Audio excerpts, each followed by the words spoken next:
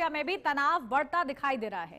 ताजा जानकारी के अनुसार शनिवार को उत्तर कोरिया ने अपने पूर्वी तट से समुद्र की ओर कई बैलिस्टिक मिसाइलें दागी हैं, जिसकी पुष्टि साउथ कोरिया और जापान ने की है। इस घटना के बाद क्षेत्रीय सुरक्षा को लेकर चिंताएं बढ़ गई हैं।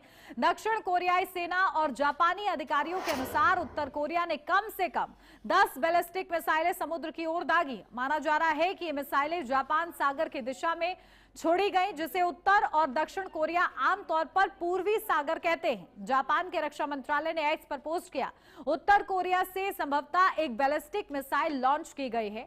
बाद में एक अपडेट में उसने यह भी जोड़ा कि माना जा रहा है कि वह मिसाइल पहले ही गिर चुकी है। नॉर्थ कोरिया की ओर से यह लॉन्च ऐसे समय में हुआ है जब साउथ कोरिया और अमेरिका ने सोमवार को अपना सालाना फ्रीडम शील्ड अभ्यास शुरू किया, जो 11 दिनों तक चलेगा।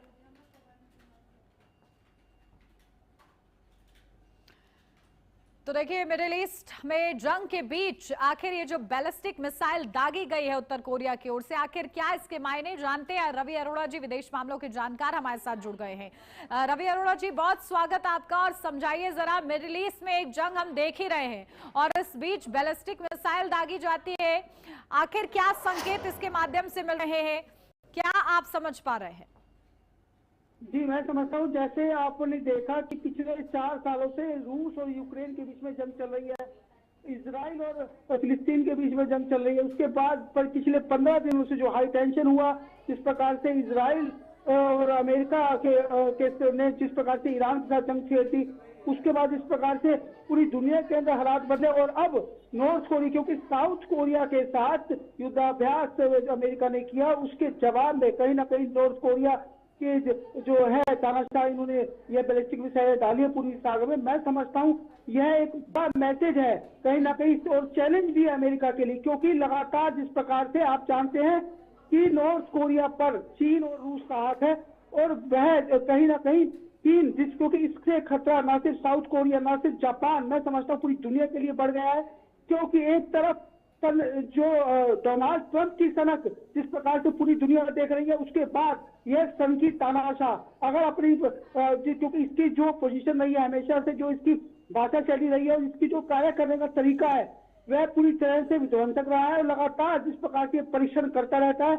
और अब इसने एक बार फिर से, क्योंकि जो अभी आपको बता दूं कि अमेरिका जो उसका सबसे बड़ा राडार सिस्टम है थार, उसे वहां से हटाने के लिए साउथ कोरिया से हटाकर मिडिल ईस्ट में भेजने की तैयारी कर रहा था।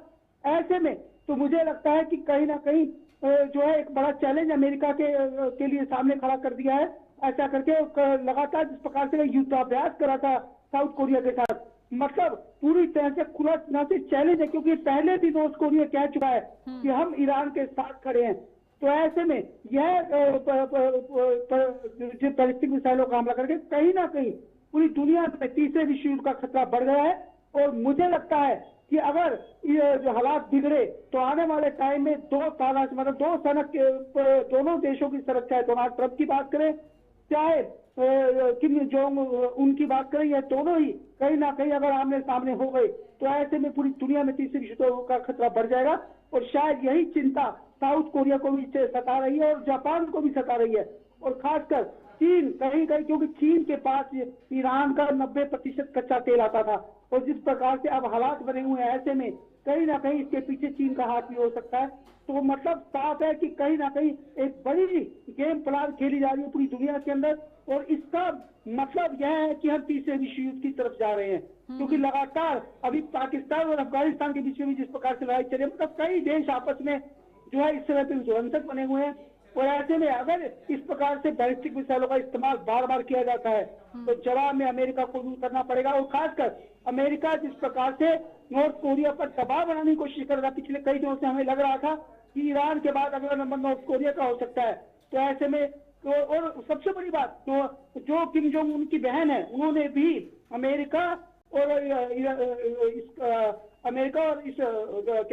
साउथ कोरिया का जो युद्धाभ्यास था उसका विरोध किया था। मतलब साफ है कि कहीं ना कहीं पूरी तरह से लड़ाई आमने सामने की है और हालात आगे बदल सकते हैं।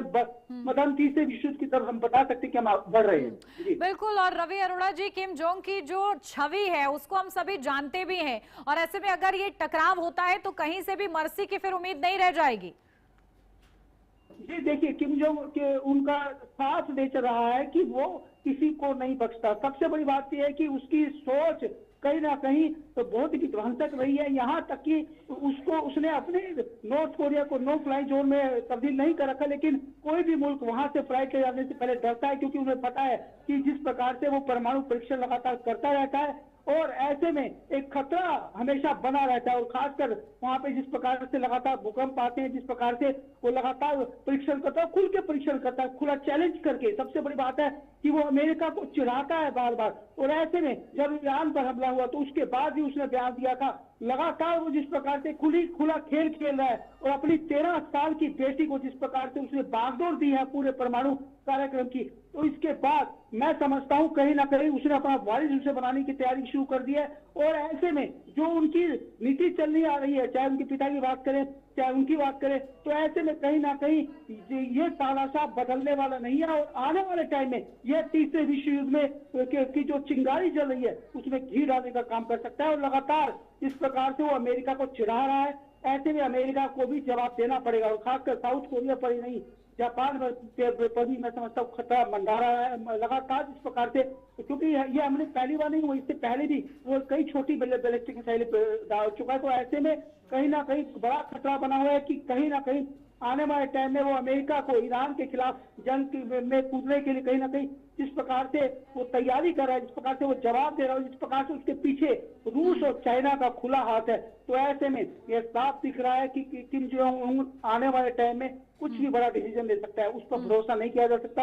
और अगर ऐसा होता है तो यह तय है कि दुनिया के अंदर तीसरा विश्व युद्ध होना लगभग तय माना जाएगा। बिल्कुल रवि अरोड़ा जी, क्योंकि अमेरिका इस पर कैसे रिस्पॉन्ड कर सकता है, क्या उसकी प्रोबेबिलिटी बनी हुई है? क्योंकि अमेरिका भी जिस तरीके से राष्ट्रपति डोनाल्ड ट्रंप पहले भी चेताते रहे और क्योंकि वो खुद को इस वक्त एक लीड के तौर पर बनाने का प्रयास जो वो कर रहे हैं और दबाव की जो राजनीति वो अन्य देशों के साथ कर रहे हैं, इस बीच जब ऐसा एक्शन हो रहा है तो क्या इसका रिएक्शन वो उतना ही फायरी देंगे या थोड़ा समझदारी से बिहेव करेंगे? देखिए, डोनाल्ड ट्रंप बहुत ही बड़बोले हैं, वो सभी पूरी दुनिया जानती है। डिसीजन भी लेने में बहुत जल्दी करते हैं, यह भी सही बात है, लेकिन सच्चाई है कि जिस तेजी के साथ उन्होंने नोबेल शांति पुरस्कार की मांग की थी, वो कह रहे थे कई मुल्कों का मैंने युद्ध रुकवाया है, लेकिन आज इस प्रकार से साउथ कोरिया के साथ जब युद्धाभ्यास किया, उसमें जो है नॉर्थ कोरिया की जो हिटलर है इनकी बहन ने जब उसका विरोध किया, तो कहीं ना कहीं यह साफ था कि आने वाले टाइम में नॉर्थ कोरिया जवाब दे सकता है। लेकिन अमेरिका भी चुप नहीं बैठेगा, क्योंकि यह उसकी बहुत ही बेइज्जती वाली बात है। लगातार इस प्रकार से उसे खुला चैलेंज किया जा रहा है, और खासकर क्योंकि ईरान के साथ जंग चल रही है, ऐसे में अमेरिका बहुत सोच समझ कर फैसले लेगा, क्योंकि एक तरफ साउथ कोरिया का उसको मदद करनी है, क्योंकि वह सबसे बड़ा मददगार साउथ कोरिया का है इसराइल के बाद अगर माना जाए तो। ऐसे में कहीं ना कहीं एक जिम्मेवारी अमेरिका के ऊपर पड़ गई है। और दूसरी बात, कहीं ना कहीं पूरी दुनिया इस चीज को देख रही है कि किस प्रकार से अगर इस प्रकार का खुला चैलेंज नॉर्थ कोरिया देता है तो उसकी पर अमेरिका की क्या प्रतिक्रिया है, डोनाल्ड ट्रंप की क्या प्रतिक्रिया है, क्योंकि जिस प्रकार से वो वेनेजुएला पे कब्जा करते हैं। बिल्कुल, और देखिए अब जो ये खतरा बरकरार है इसमें आगे क्या होता है ये देखना होगा। बहुत शुक्रिया रवि अरोड़ा जी इतनी बेहतर तरीके से तस्वीर समझाने के लिए। और इसी के साथ 3 बजे की 3 बड़ी खबरों मेरे साथ बस इतना ही। खबरों का सिलसिला आगे भी जारी रहेगा। आप देखते रहिए HNN न्यूज़, जुनून सच दिखाने का।